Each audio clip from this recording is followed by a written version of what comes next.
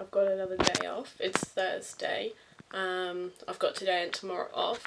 I don't know what I'm doing tomorrow, but today I'm going to get a train and I'm going to go to Perigueux. I've heard that it's a town, a small one, but it's a town, so I'm going to try to go there to see what it's like. Take a train, it'll be fun.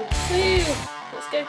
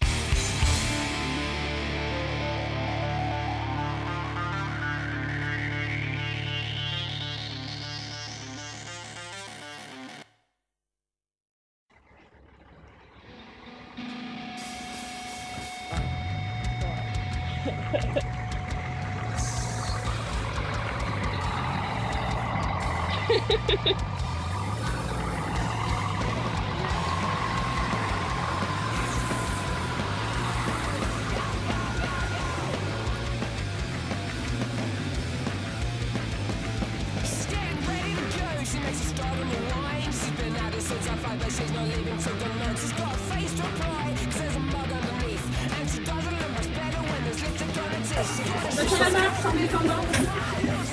Fais attention à la marche. Fais attention à la marche. Attention à la marche. Et où vous avez laissé personne là-bas? Attention à la marche.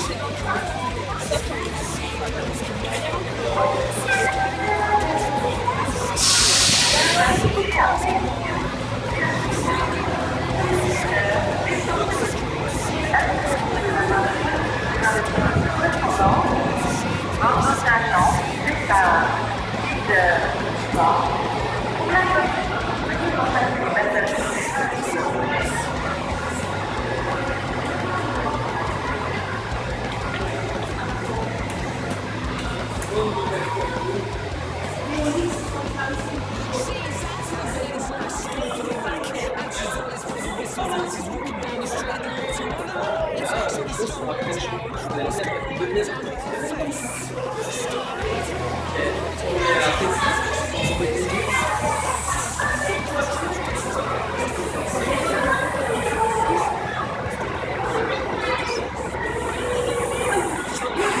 Notre force de travail. Donc quand on fait des exonérations de cotisations sociales patronales, en fait on nous vole une partie de notre salaire. Je crois que c'est important qu'on le sache et qu'on dise non, ça suffit. On ne veut pas qu'on nous vole notre salaire. On ne veut pas que le patron ait des exonérations de cotisations. On veut avoir une meilleure répartition des richesses créées par le travail. Il faut aussi qu'on lutte contre tout ce qu'on nous inculque. Les congés payés, 1936, ce serait monsieur Léon Blum, président à ce moment-là du conseil, qui les aurait donnés. Il aurait réfléchi tout seul à se dire tiens, je vais donner des choses aux salariés. L'éducation nationale oublie très vite qu'il y a eu 3 mois d'occupation d'usine et que c'est ça qui a fait gagner les congés payés aux salariés et c'est pas une volonté comme ça politique de quelqu'un qui penserait au bien des salariés. So yesterday I went to Perigueux to go shopping, to leave Les Eyzies for once. I got up and I got the train at about just gone 9. The train was a lot smaller than I thought it would be. It was a bit like a single decker bus. It wasn't very long, which kind of amazed me a little bit. All these little trains running around. So yeah, it took about half an hour to get there. The tickets for the train came in one of these, it looked like this.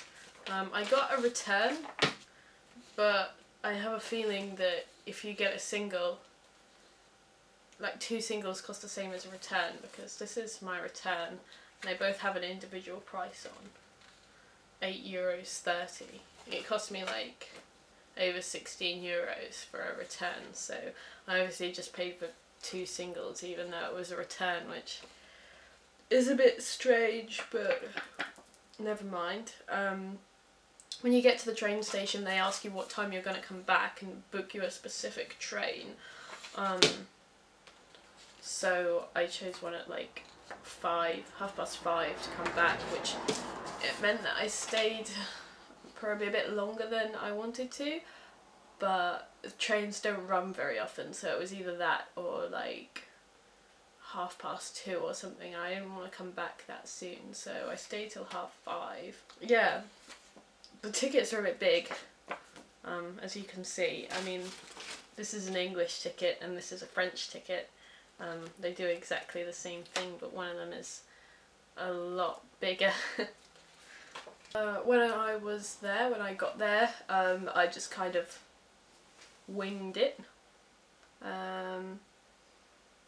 I just started walking and hoped that I'd found the town centre, because I don't have Google Maps because I didn't have the internet on my phone. So I just started walking in a direction and eventually I found a sign for the city centre. Well, the town centre, it's definitely not a city. So yeah, there were quite a lot of shops. I guess there were more than I thought there would be. Very few of them were chain stores. There weren't really very many chain stores, which did mean that everything was quite expensive. Like, I guess they weren't small shops, like small useless shops, but there was a lot of individual stuff. Some of it was good. There were some nerdy shops around which pleased me. That's where I spent most of my money. There was like a chain game store, which is a bit like a cleaner version of CEX, that also did manga, which was amazing. Apart from that, the other chains were things like Orange, Monoprix. Yeah, so that's, I don't know, it kind of reminded me of TK Maxx, only there were less clothes and more everything. I don't know, it was a bit like Poundland, but nothing cost £1. So yeah, it was relatively expensive. I mean, the towel that I bought, it was actually on sale. Like other towels, the same brand and shape and size, whatever, were €28, which is a lot of money for a towel, or I think it's a lot of money for a towel. This one was half price, so it was 14, so I bought that. A lot of restaurants and things like that, they were all like independent. There are a few Japanese ones, but I decided not to eat there, partially because of money and partially because it didn't look like any of them had katsu curry. There was no McDonald's. That, it sounds really bad, but it disappointed me a bit. I kind of missed McDonald's. I wanted McDonald's, and I went into a town and there wasn't one there. So I might Google where the nearest one is. Maybe there's one in Bordeaux. There was adverts for McDonald's, which upset me even more. Why are you advertising? There is no McDonald's. But I did some things. I got a SIM card, so I can now call people and stuff. It's like a little micro SIM. I went into the shop talking in French, very impressive. Managed to get a SIM card. First I went into Orange and they told me basically they didn't do SIM cards in France that weren't contract SIMs. So if you got a SIM card from Orange, you have to be with them for at least a year. So that's a bit useless for me, who's only here for another 2 months. So I went into SFR and got one with them. It was a bit more expensive than I thought it was going to be. You can see here, this is all my information. The SIM card itself, I don't know if you can see, but it costs €9.90 for a SIM card, which is about 10 times the price you pay for a SIM card in England. Like, SIM cards are about 99p in England. I know that at work we sell them for 99p, so for me to pay £9.90 for a SIM card, I kind of felt a bit, not ripped off, but I didn't realise it was going to be that expensive. And then I basically bought a pack to go with it. Now there are two that I could choose from if I wanted to get internet, which is basically why I want a SIM card. There was one for €20 and you got unlimited text to French SIMs, which isn't that useful to me. Unlimited calls to French SIMs, which again isn't that useful to me, because I don't know any French people at the moment. And then 300 meg of internet. 300 meg's not actually that much. On my Vodafone contract I have I get 250 meg, and I always end up getting really close or going over that because and I have Wi-Fi at home, and I still came quite close to the limit just by sitting on trains and browsing and things like that, so I wanted more than 300 meg considering I don't have Wi-Fi at home. So I went for the one up, which was a tenner more, so it was €30 for a month this is, so it's pretty steep. It's still like, I don't know, £25 or so. And that's basically unlimited text to French SIMs again, unlimited calls to French SIMs again, but I get 2 gigabytes of internet instead of 300 meg, so I thought that was better, but that's literally like the only other thing you can do. I will have, I think I read somewhere that I get like €5 on my SIM card as well. So I guess then the price of the €9.90 isn't as bad. So I don't really know how much it costs to text or call England, but I'm not sure I really want to know. But if I do manage to go over my 2 gig allowance, then I can top up the SIM card just like a normal one in England. and I can also use that €5 on there. The €5 I think only lasts a month though, so I may as well use it if I can, as in if I know how. I was a bit worried when I got home because they told me I would have signal in Les Eyzies, and when I got here I didn't, and so I wrote out a very long, it wasn't that long actually, but it was considering it was in French, so I wrote out a French complaint email to them and got somebody to like proofread it, and then once she'd done proofreading it she said, "Oh, who did you go with?" And I said SFR, and I showed her the little thing, and she was like, "Oh, it normally works here, it's just that they've they're replacing the aerial or something, they're doing work on the thing that lets us have signal, so we don't have signal at the moment, but normally it works fine and you get internet fine."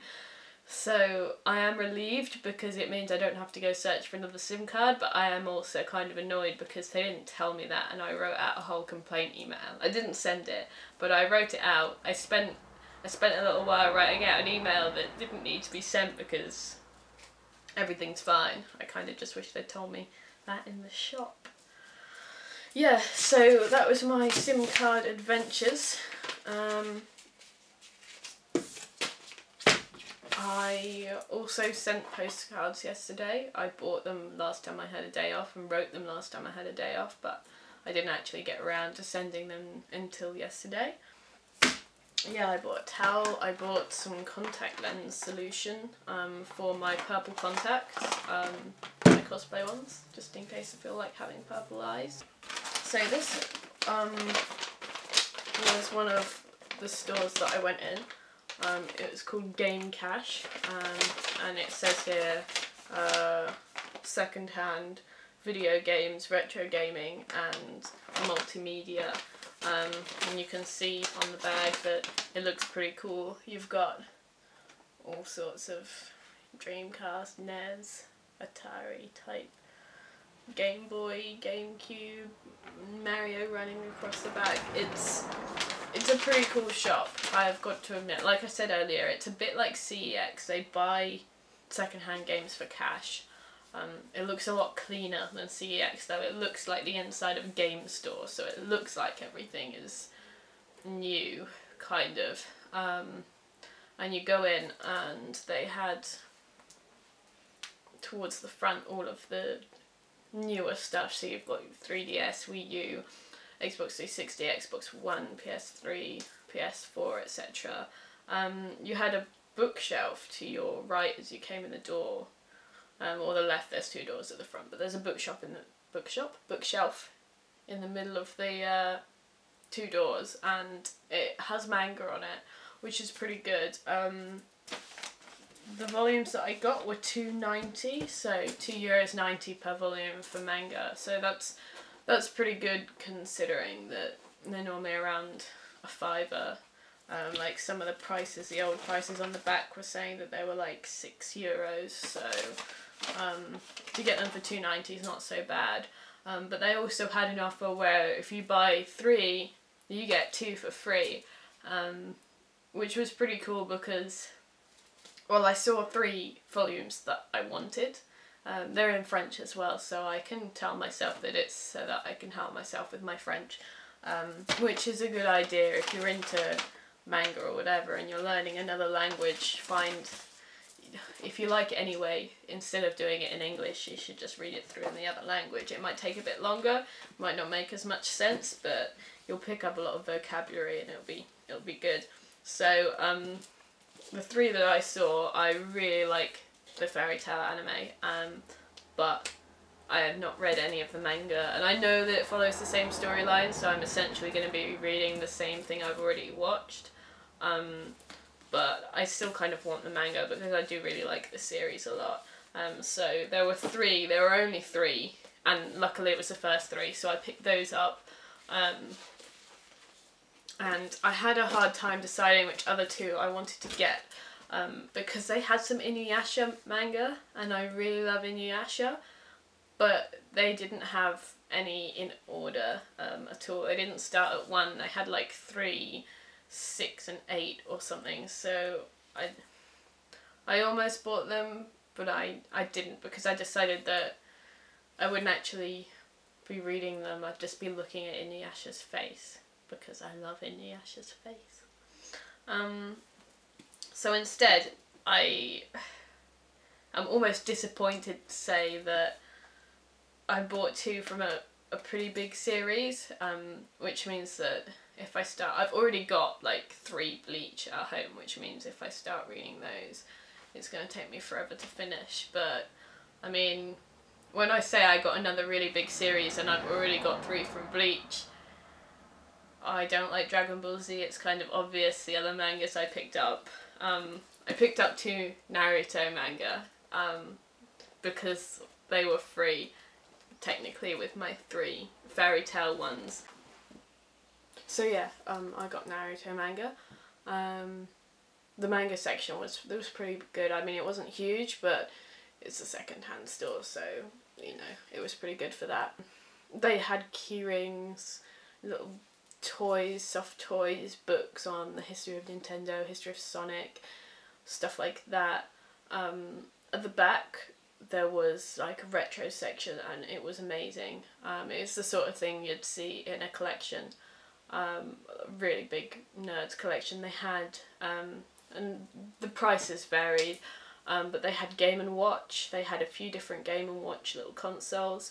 They had N64s, SNES, NES, GameCube, Sega Saturn, Mega Drive. They had a Virtual Boy, which I thought was pretty cool. It was amazing, like, and it was in a shop. It was for sale. They had old handhelds like the original Game Boy, the Game Boy Colors, Game Boy Advance. They had the old Pokemon games. They had Game Boy games. They had games for all of the GameCube. Again, all of the consoles I mentioned, they had games that you could buy for the console as well. It was really good, like the selection that they had. The last time I saw so many old consoles together in one place, I was at a game museum in Berlin, so it was pretty awesome for me to see that sort of stuff there for sale. If I had a lot of money, if I lived here often, it would be really tempting for me to buy something like that. I would love to buy the Virtual Boy. I didn't even look at the price of the Virtual Boy. I mean, the original Game Boy was more than €100. A GameCube was only like 20. I can't really remember the prices on other things, but some of the games, like the rarer Zelda ones, were pretty expensive. And then you had kind of standard priced ones for like the really common ones. But I don't think, you know, it was high street sort of prices, so it wasn't extortionate. You could probably find them cheaper if you looked quite hard, but it was really good. It was a really good selection, and I'm sure they probably came with some kind of warranty as well, so that's pretty cool. I just can't stop thinking about the older consoles, like the NES, the SNES, especially the Virtual Boy. It just, yeah, it was really cool in there. I really like that shop. It's a chain store though. They have, I think they said over 60 stores in France, which obviously isn't a huge amount of stores if you think about how many stores Game have, how many stores CEX have. It's not that big, but to do such a range of retro, that's pretty cool. I mean, they might have so much retro stuff because they're here in Les Eyzies and it's the middle of nowhere, so people probably just still had that stuff hanging around in their living rooms, I don't know, but it was really amazing. Yeah, that store was cool. There was another shop, and it wasn't called Canal BD, but it was full of bande dessinée, which are like comics, like books, comic books. Things like manga, things like Marvel. They had sci-fi, they had, you know, fantasy. It was just a big bookstore, but it was just for nerd books, which was great. I went in there after I went in game cash, which kind of meant that I didn't want to spend very much money on the manga, because they were all the normal manga price of like €6, €7. Like Cheese Sweet Home was like €11. That was like a knife in the heart. So I didn't really want to spend too much on manga after I just spent, you know, less than a tenner for 5 volumes. But I did buy, you can see I've got a plastic bag. Obviously I had to buy something. I would have felt kind of bad actually if I'd left without paying or anything, especially like since they're all individuals. So yeah, Fairy Tail again. It's a academic like diary calendar thingy. Yeah, diary's the better word for it. It's pretty thick. It's got a lot of room in it for writing everything you need. Like it's like a page per day, and it's got your fairy tale characters on the pages, which I like. It's official, and you don't tend to get official things like this very often in England. You can't really walk into a shop and find an official fairy tale anything anywhere apart from maybe the manga in Waterstones or something like that. So yeah, I saw this. It was €9.95, so not too bad. Basically it was a toss-up between this one and they had a Attack on Titan Shingeki no Kyojin one as well, which looked really good as well. It was really nice on the inside. It was €5 more though, and I had a pretty big problem deciding. Like I stood there for like 5 minutes looking at the two of them, deciding which one I wanted. In the end I went for this one because I do love Fairy Tail. It's one of the first animes that I picked out for myself to watch rather than people getting recommended. Like nobody ever recommended Fairy Tail for me. I can't remember how I found it, but I just started watching it one day and I really love it, so I kind of found it for myself, and it's one of the only animes I've done that with. I really like it, and it was €5 cheaper, so money, but yeah, I do love it, so I'm kind of happy with that. I can start planning my year in Japan in it. Everything in that book starts from September, so it starts from the 1st of September, which is 3 days or 2 days. I go on the 3rd. My plane is on the 3rd. It'll arrive in Japan on the 4th. So yeah, that's going to be filled with Japanese doings, even though it's in French for a Japanese manga. Yay! I had a panini for lunch. I could not decide where to eat.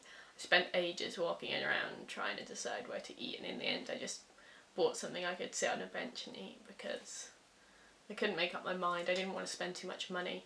But then when I went to get a drink, I almost walked into like a supermarket, like a Tesco Express equivalent, and bought a drink, but then I saw some girls walking with like a ice slushy thing, so I decided to hunt down where that came from, and it was a guy's like shop, and they had probably like 12 different flavours of slushy, and then ice cream and crepes and waffles and stuff like that. So I decided I was going to have a slushy and a waffle with loads of cream on it.